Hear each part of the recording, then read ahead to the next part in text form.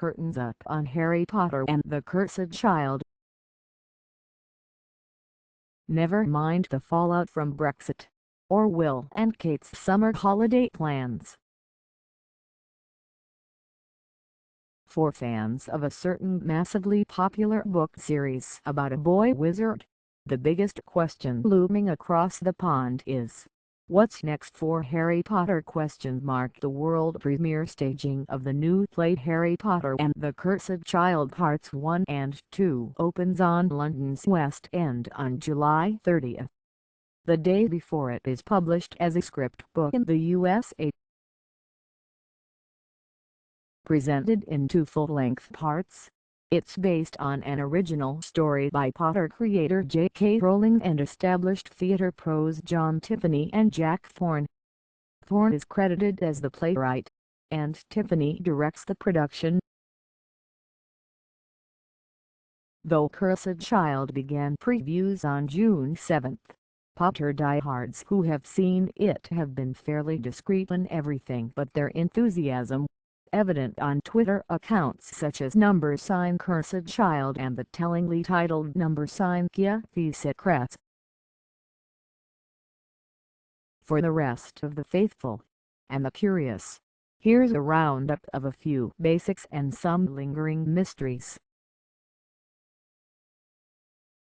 What's the premise? Fans will recall that the epilogue for Harry Potter and the Deathly Hallows, the 7th and last novel in the series, published in 2007, was set 19 years in the future, with Harry married to Ginny Weasley and the father of 3. Son Albus was nervously leaving for his first year at Hogwarts School of Witchcraft and Wizardry. Harry's pals Ron Weasley and Hermione Granger, now married to each other, and old nemesis Draco Malfoy, were present at the train station, seeing their own children off. That's apparently where we pick up here, with Harry now an overworked employee of the Ministry of Magic, according to the production's official site. As past and present fuse ominously, both father and son Harry and Albus learn the uncomfortable truth. Sometimes, darkness comes from unexpected places. To J.K. Rowling's collaborators on the story? John Tiffany is a familiar name on Broadway, having directed the shattering 2013 revival of The Glass Menagerie and, not long before that, the Tony Award-winning musical Once, which earned him a Tony for direction. His many credits for the National Theatre of Scotland include a decidedly quirky Macbeth that also transferred to Broadway, starring Alan Cumming in multiple roles. Playwright Thorne has collaborated with Tiffany on other well-received productions, and also won praise for his work in film and TV in his native UK. It's not a musical, right? Right, it's clearly identified as a play. Lyrics are not mentioned on the site, and there are no reports of, say, the romantic duet between Hermione and Ron.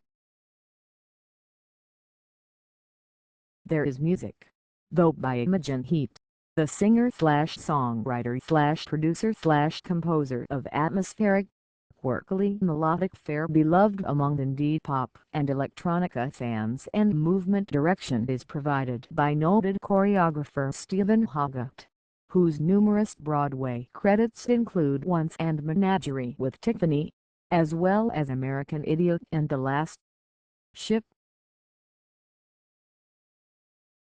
Will it be as stunning as the film adaptations? Theater is a different medium, of course, whatever their budget. Cursed Child producers would be hard-pressed to overshadow the cinematic majesty of the Harry Potter movies or the enchanting performances by top film and stage actors, for that matter. But there's precedent for success. an adaptation of Philip Pullman's fantasy trilogy His Dark Materials, staged at London's National Theatre in 2003, also in 2 parts, impressed critics and audiences with its style and substance. Members of Cursed Child preview audiences have taken to social media to praise the simulations of magic. Special effects are credited to Jeremy Chertnick, illusions and magic to Jamie Harrison. But a report in Variety also mentioned simple set design by Christine Jones, including a Gothic arched hallway that serves as the backdrop for multiple locations. Details have been, for the most part, respectfully vague. That speaks to the almost familial identification fans have with Harry Potter, says Rowling's publisher, Arthur A. Levin. They wouldn't want to spoil surprises for anyone else. What can we expect from the new generation of wizards and witches? In a post on Rowling's Pottermore site in June that showed Alex Price and Anthony Boyle, the actors respectively cast as Draco Malfoy and his son, Scorpius, in costume, the author teased, "I've got the feeling Scorpius is going to do nothing to turn girls off the Malfoy men."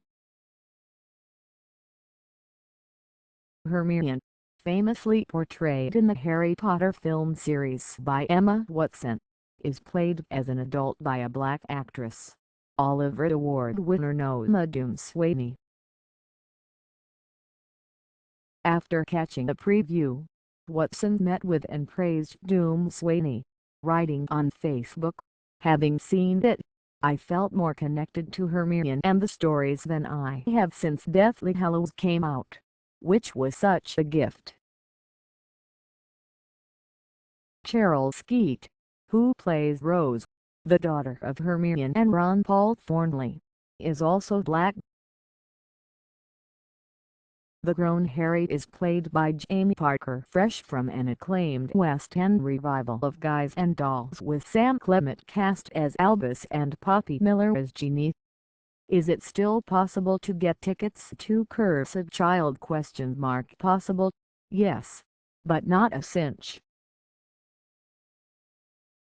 Cursed Child is essentially sold out through May 27, 2017, though some seats may become available periodically, according to a representative for the production, and a new booking period probably will be announced soon.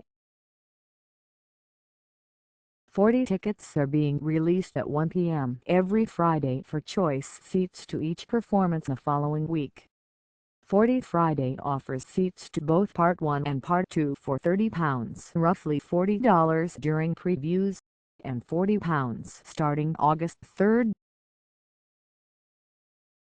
Customers who visit HarryPotterThePlay.com and go to the booking page will be selected at random for a chance to buy tickets online, the maximum of 2 tickets for both parts in one transaction.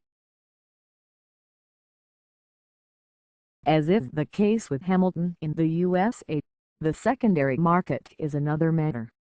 On July 14, StubHub's list prices for August performances of Cursed Child started at £410 to £975, about $1,300 for both parts. Is it necessary to buy tickets to both parts? For Thursday evening performances of Part 1 and Friday evening performances of Part 2, beginning August 1, tickets are available individually and as a set. On Wednesdays, matinee and evening performances Part 1 and Part 2, respectively starting September 21, also can be bought either together or separately. For those who can't commit to both parts, summaries will be provided. Will it transfer to Broadway, or anywhere else? There are no confirmed plans, but given ticket sales, there are no doubt dreams. What's next for Rowling? Fantastic Beasts and Where to Find Them. the first in a trilogy of films Rowling adapted from her 2001 book of the same title, is due in November with a cast including Eddie Redmayne, Colin Farrell and Ezra Miller. Will Harry turn up again after this? On the page or stage? No one's saying. Of course. But at this point, nearly a decade after what was assumed to have been the last book in the Harry Potter series, it's safe to assume he won't disappear. Rowling has kept him and other characters from the series alive through observations and embellishments on Pottermore and Twitter and occasionally in person, as when she revealed, during a 2007 reading at New York's Carnegie Hall, her belief that Hogwarts headmaster Dumbledore was gay. When it comes to Potter, Levin notes, she has always said, "I'll leave that door open." She's said, "If I'm inspired, I will." And now we have proof of that.